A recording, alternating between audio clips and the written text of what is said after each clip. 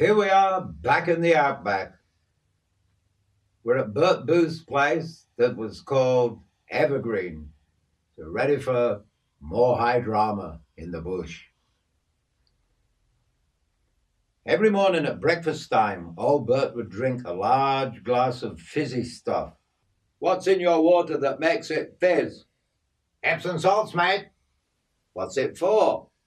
Stops you getting bunged up and keeps you on the go. You want to try some?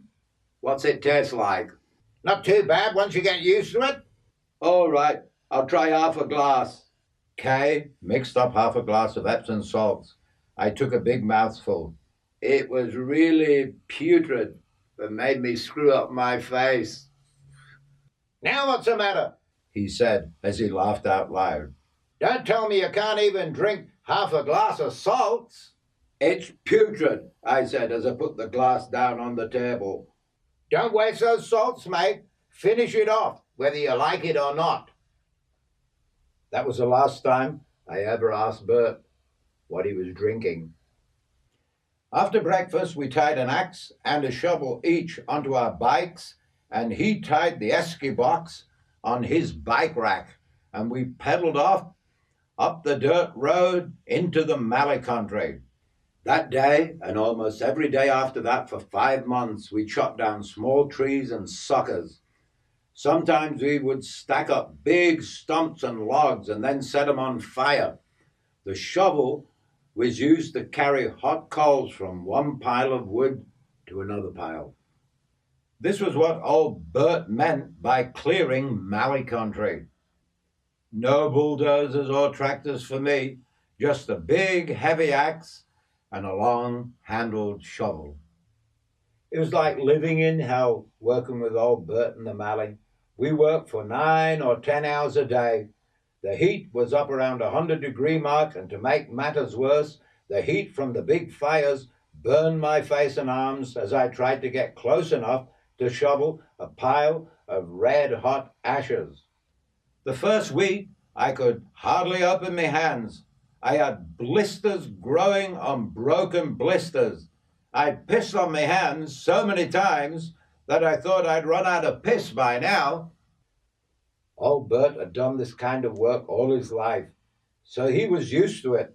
And at the end of the day, he was just as fresh and fit as ever.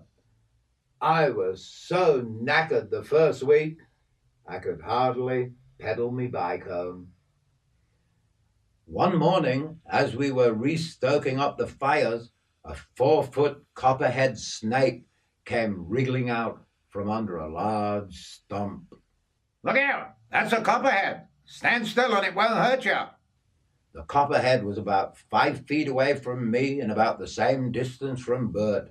Its head was a shiny copper color, and the rest of its body was a deep reddish brown. As soon as it turned to go, old Bert swung the long-handled shovel and hit the snake in the middle of the back with the flat of the shovel head. It was really pissed. He swung the shovel again, and this time he hit the snake with the side of the shovel and cut it clean in two. The shovel head cut the snake's head off about 3 inches behind the copper coloring. The snake wriggled around for a few minutes before it was stone dead. Watch what you're doing with those bastards. One bite and you'll be dead within 2 minutes. From that day on, I was very, very careful where I walked in Mallee country. The more I worked in the bush, the more I learned its harsh lessons. There were hundreds of poisonous snakes around the bush. Browns, copperheads, tiger snakes were the most deadly and the most common in those parts. There was no lack of lizards either.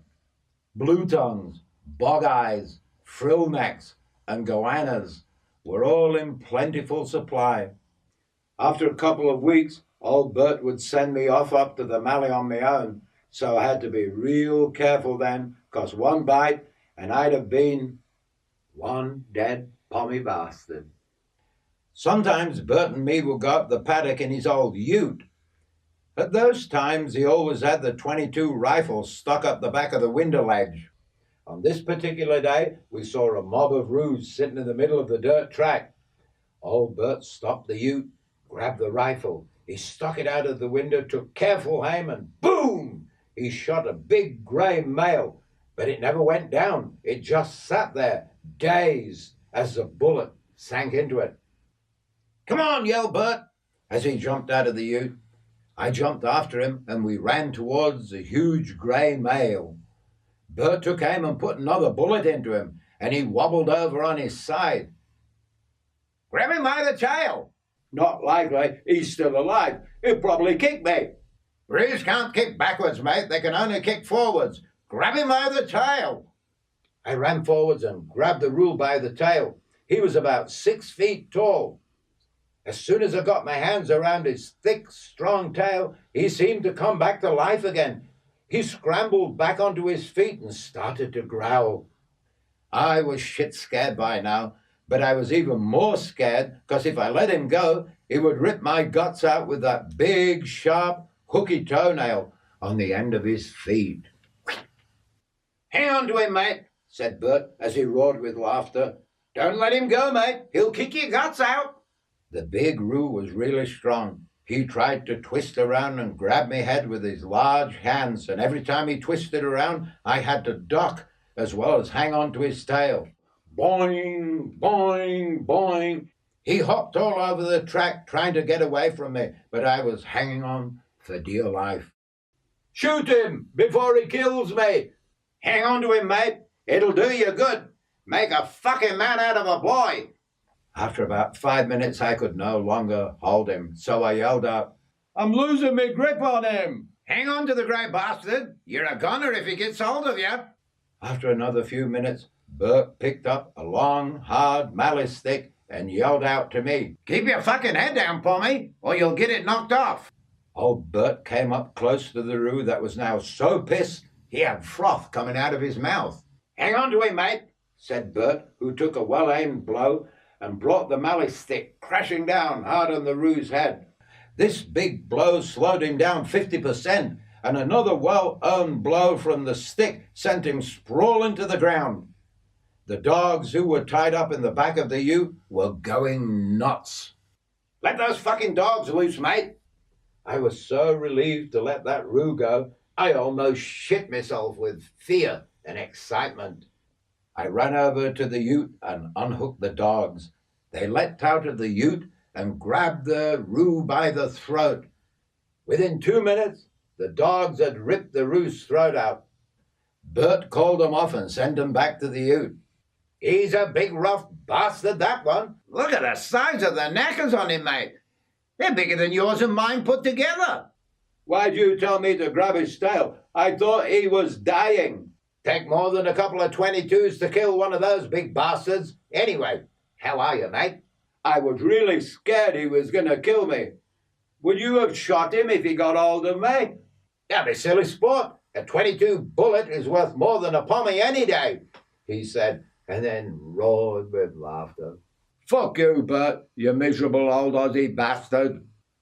Bert's bushy eyebrows raised up a ways, and then he roared with laughter again. After a minute or so, he stopped laughing and went back to his normal, miserable self. "Throw the bastard in the back of the ute. There's enough dog tucker there for a week, mate." Well, you may think that's cruel, but that's the reality of living in the Outback. It's a pretty hard life.